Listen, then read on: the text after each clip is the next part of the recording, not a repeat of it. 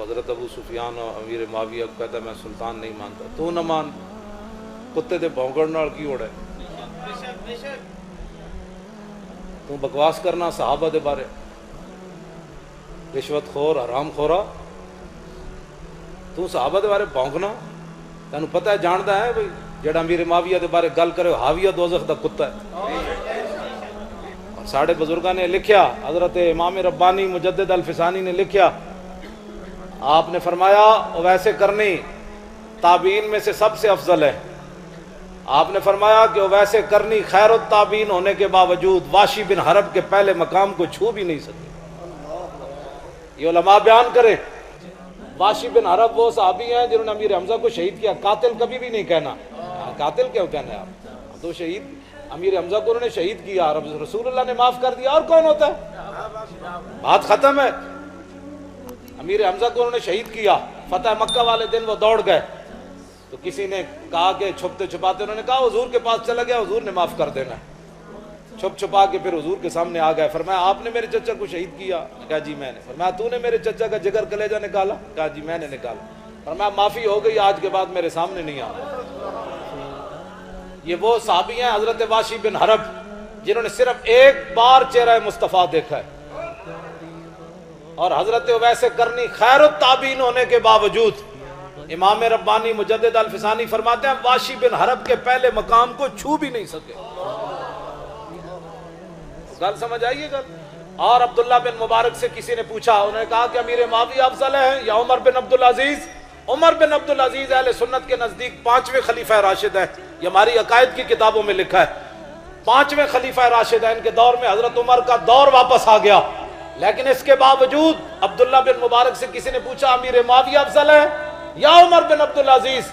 تو آپ نے فرمایا حضرت امیر معاویہ نے جو حضور کے ساتھ جہاد کیا, جس گھوڑے کے اوپر سوار ہوئے, اس گھوڑے کے ناک کے اندر جو مٹی داخل ہوئی نا, عمر بن عبدالعزیز تو اس کے مقابلہ بھی نہیں کر سکتے. گل کوئی سمجھ آئی؟ خبردار بہت تکلیف ہوئے تو اپنے پیو نو جا کے صحابہ دے بارے ایسی کوئی بات بھی, ہم اہل سنت کو رب نے رکھا ہی اس لیے ہوا ہے. ہمیں بات کرو.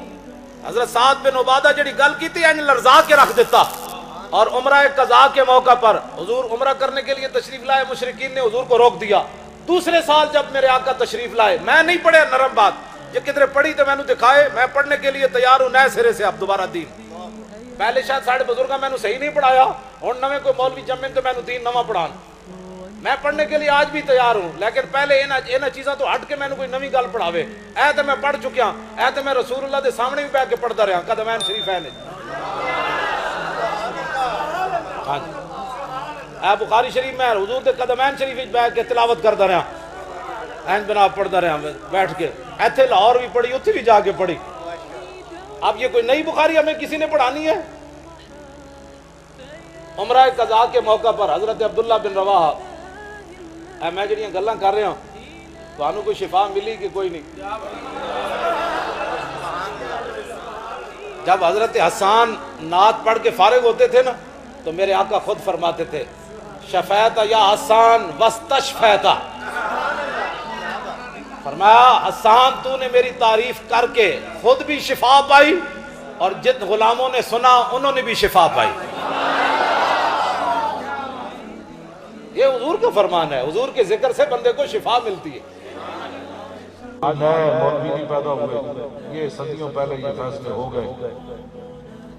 اس پر میں کسی اختلاف کی طرف نہیں جانا چاہتا, نہ میں نے کبھی بیان کیا ہے زندگی میں. اگر کہیں جا کر میری عقل نہیں جب ان کے بارے میں کوئی بات کر سکتی, تو مجھے اتنا ہی رہنا چاہیے جتنا میری عقل ہے. بندے نو کلو واللہ پڑھنی بھی نہ آوے تے صحابہ تے اہل بیت دے مسئلے چھیڑ دے. ہمیں محبت کا درس ہے. بات سمجھ آئی؟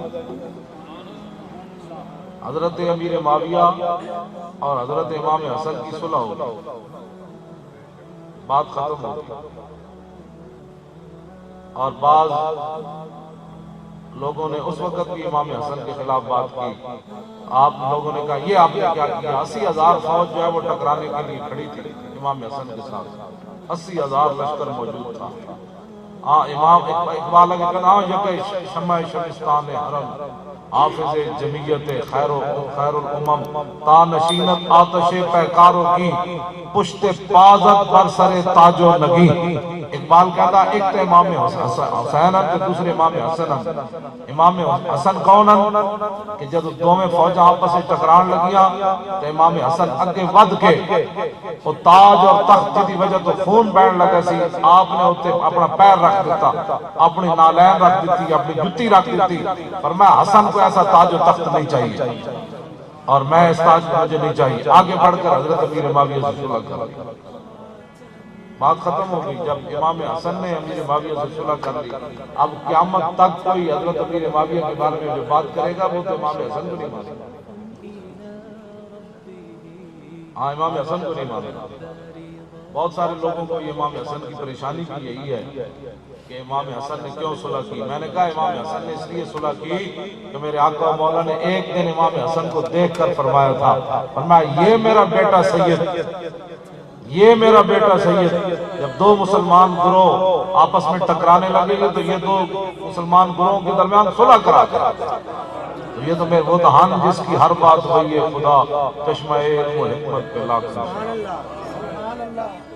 اے تو میں تمہید بدی صرف تانوں گل سمجھان واسطے. ویسے میں ویکھ رہا کہ تانوں یہ گل جڑی نا تسی کیونکہ دوسری گلاں سنن تے عادی ہو تے اے تانوں کوئی سمجھ نہیں آ رہی. سمجھ بس اتنی بات ہے کہ اے ساڈے بزرگاں نے لکھیا جدوں ساڈیاں تلواراں بچیاں صحابہ تے آل بیت تے چلن واسطے نہیں جنی چلیاں انہاں دے خلاف تو پھر اپنی زباناں انہاں دے خلاف نہ چلائیں. اے بس اتنی مختصر جی بات. یہ او جانن بڑے دیاں گلاں بڑے جانن. حضرت پیر مہر علی شاہ صاحب بیٹھے ہوئے سن تے ایک مجذوب آیا. مجذوب آ کے کہنے لگا جی داتا صاحب دی لڑائی ہو گئی.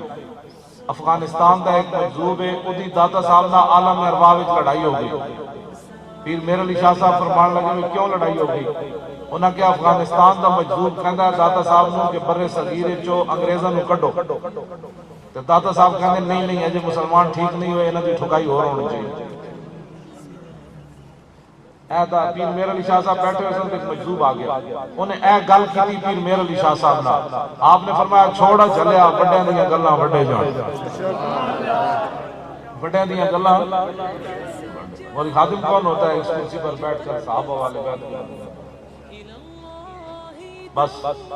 حضرت یہ جو جھگڑے بنائے ہیں نا لوگوں نے اپنے پیٹوں کے لیے بنائے. ہاں جی لوگوں نے اپنے پیٹوں کے لیے